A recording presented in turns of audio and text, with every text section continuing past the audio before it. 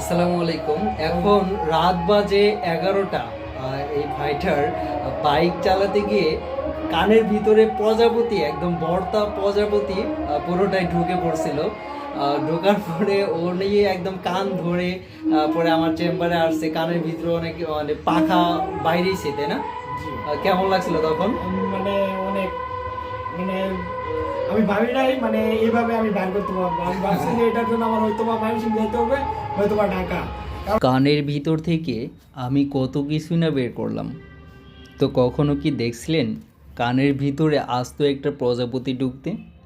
এই দেখুন, কানের ভিতরে আস্ত একটা প্রজাপতি ঢুকেছে।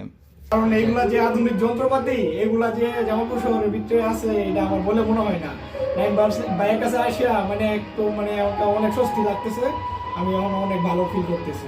আচ্ছা, পরে জাস্ট আমার কাছে আসার পর আমি দেখলাম ক্যামেরা দিয়ে, আপনারা দেখতে পারছেন একটা প্রজাপতি ঢুকেছিল। পরে ওটা আমি কয় মিনিটে বের করে দিছি? এটা 2 মিনিট জাস্ট 2 মিনিটে খুব সূক্ষ্মভাবে বের করে দিছি। কোনো সমস্যা হয় না আল্লাহর রহমতে। এখন আমি অনেক ভালো ফিল করতেছি আর কি। এতক্ষণ মানে কানের ভিতরে হাতে লাগানো যাইতেছিল না, এখন কোনো ব্যথা নাই, একদম ব্যথা মুক্ত ভাবে ভাই আমারে মানে এই রাত্রেবেলা মানে মানে কি বলবো আর মানে ভাই আমার বাঁচিয়ে দিল আর কি রাত্রেবেলা। এতে রাত্রেবেলা অনেক ছোটাছুটি করতে হতো।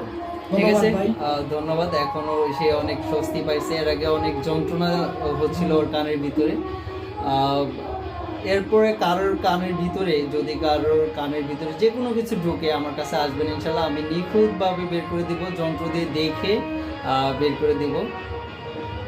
আসবেন আমার চেম্বার, জামালপুর ভাবকি বাজার। ধন্যবাদ সবাইকে।